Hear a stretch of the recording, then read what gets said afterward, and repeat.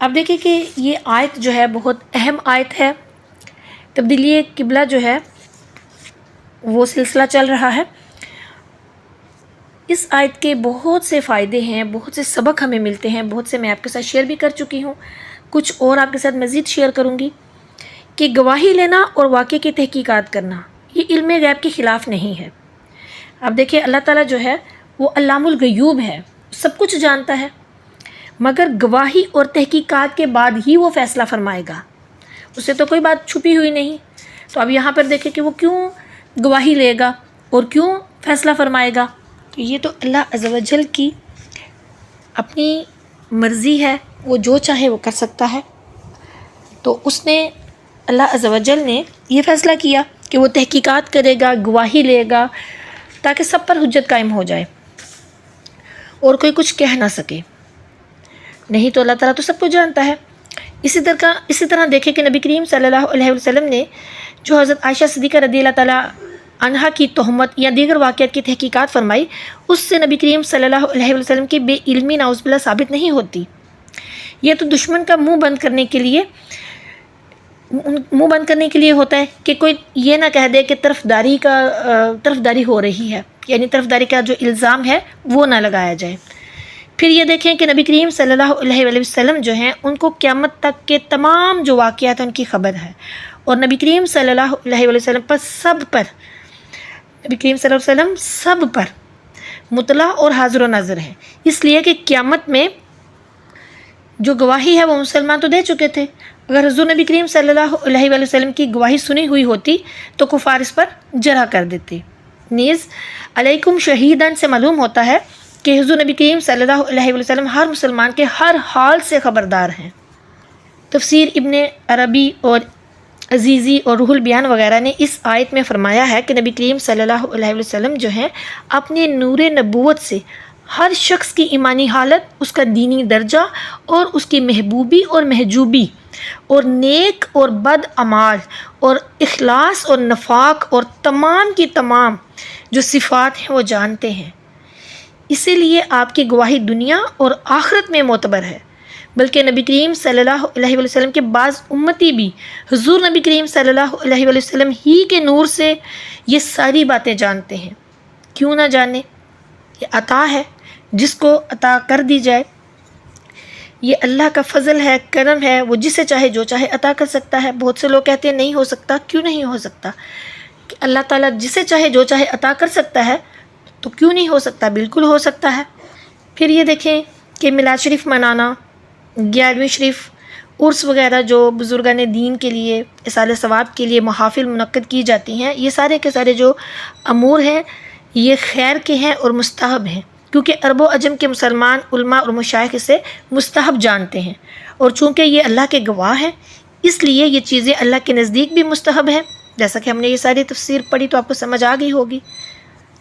پھر ایک اور بات سمجھ لیجئے کہ نبی کریم صلی اللہ علیہ وسلم دنیا اور آخرت میں مسلمانوں کے گواہ ہیں. لہٰذا صحابہ کرام، اہل بیت اعظام یا حضرت اویس کرنی اور امام مہدی رضوان اللہ علیہم اجمعین جو ہیں یہ سب جنتی ہیں، کیونکہ ان کے جنتی ہونے کی گواہی جو ہے وہ پیارے آقا کریم صلی اللہ علیہ وسلم نے دی ہے. تو جو اس میں شک کرے گا وہ خود اس آیت کا منکر ہے اور بے دین ہے اور جہنمی ہے. نبی کریم صلی اللہ علیہ وسلم تمام رسولوں کے سردار اور تمام نبیوں سے افضل اور اشرف ہیں کہ جب ان کی نسبت سے ان کی امت تمام امتوں سے افضل، ان کے صحابہ تمام نبیوں کے صحابہ سے افضل، ان کے اہل بیت تمام نبیوں کے اہل بیت سے افضل، ان کا شہر مکہ اور مدینہ شریف تمام نبیوں کے شہروں سے افضل، تو جن کے دم کی یہ ساری بہاریں ہیں خود ان کی افضیلت کا کیا کہنا. پھر سرکار دو عالم صلی اللہ علیہ وسلم کی کتنی بڑی فضیلت ہوگی، کتنا بڑا بلند مرتبہ ہوگا، ان کے تو کیا ہی کہنے. سبحان اللہ. پھر یہ کہ اللہ عز و جل کے جو کام ہیں وہ حکمت سے خالی نہیں ہوتے اور ہاں غرض سے پاک ہوتے ہیں. اللہ تعالیٰ اپنے فائدے کے لیے نہیں بلکہ مخلوق کے فائدے کے لیے احکام بھیجتا ہے. جتنے بھی احکام ہیں اس کو اگر ہم دیکھیں تو وہ سارے ہمارے لیے ہیں، ہمارے اس میں بہت فائدے ہیں. تو اللہ عز و جل جو ہے وہ مخلوق کے فائدے کے لیے سارے احکام بھیجتا ہے. پھر یہ کہ نسخ اور تبدیلی میں مخلص اور منافق کا امتحان ہے کہ نسخ پر اعتراض کرنے والا منافق اور بے چون و چرا مان لینے والا مخلص ہے. جیسے کہ اس آیت سے ہمیں پتہ چلا۔ پھر نسخ سے گزشتہ اعمال ضائع نہیں ہوتے، بلکہ اس وقت وہ صحیح تھے اور اب دوسرے جو ہیں وہ صحیح۔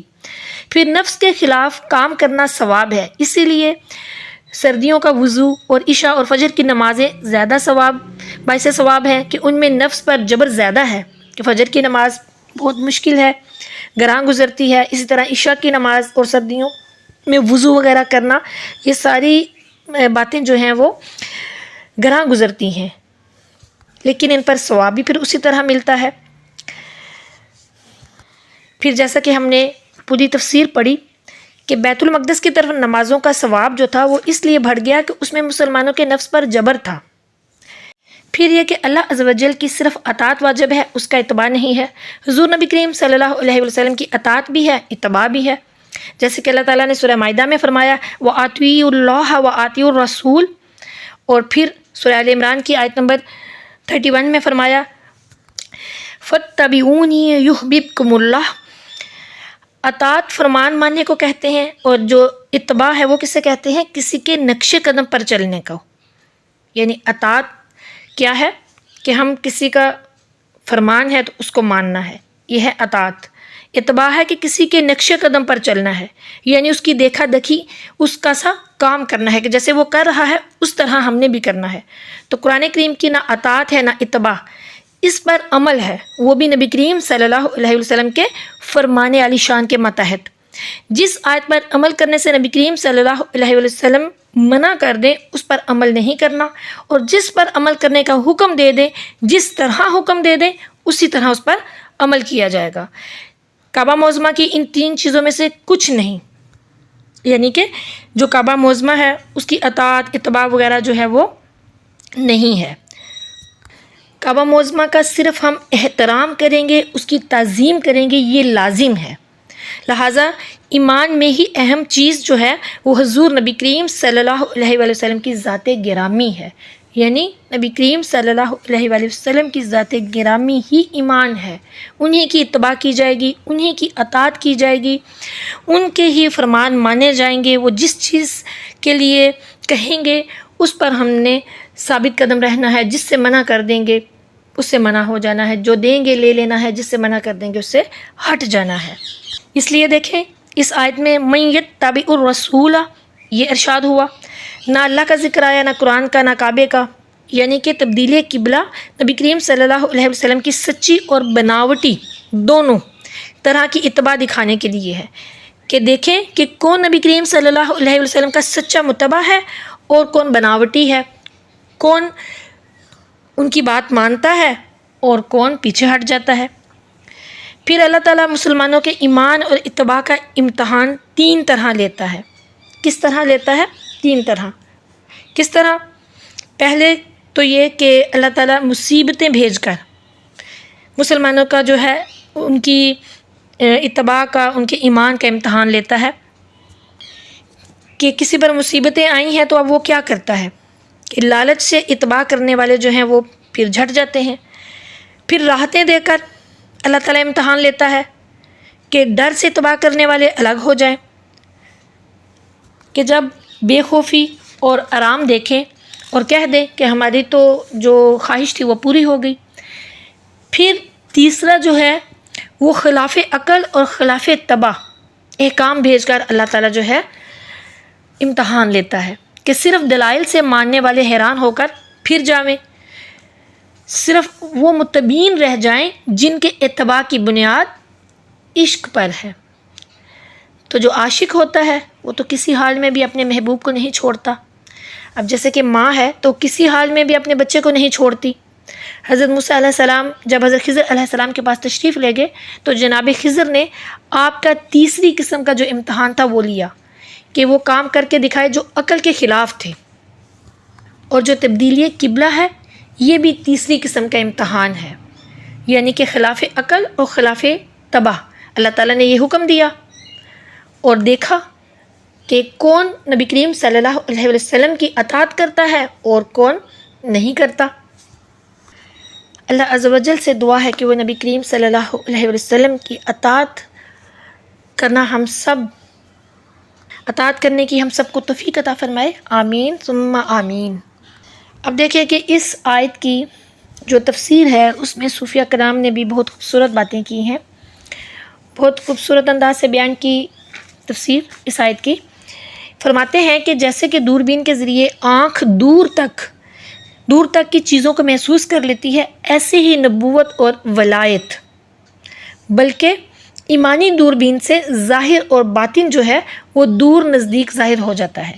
اسی لیے حدیث مبارکہ میں آیا ہے جس کا مفہوم ہے کہ مسلمان کی دانائی سے ڈرو کہ وہ اللہ کے نور سے دیکھتا ہے۔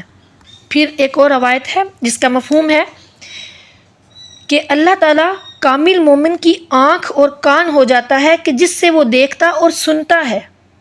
سبحان اللہ۔ قیامت میں اس دوربین سے نبی کریم صلی اللہ علیہ وآلہ وسلم تمام کی حالت جو ہے اس کی گواہی دیں گے، بلکہ دنیا میں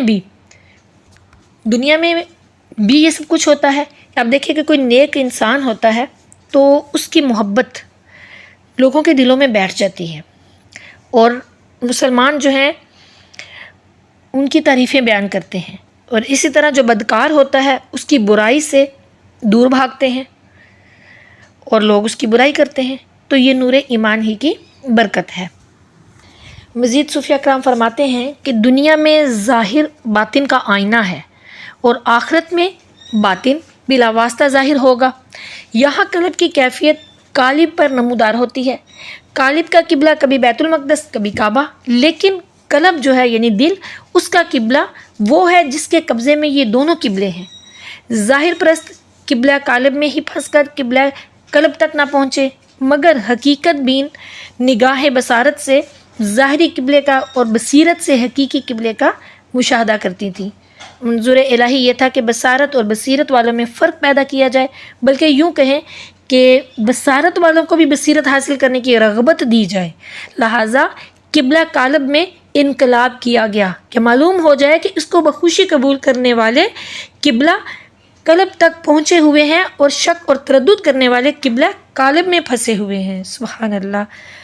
اللہ تعالیٰ سے دعا ہے کہ وہ ہمیں اپنا قرب عطا فرمائے اور اپنی اطاعت کرنے کی توفیق عطا فرمائے، نبی کریم صلی اللہ علیہ وسلم کی اتباع کرنے کی توفیق عطا فرمائے، اور بحث و مباحثے سے ہمیں بچائے۔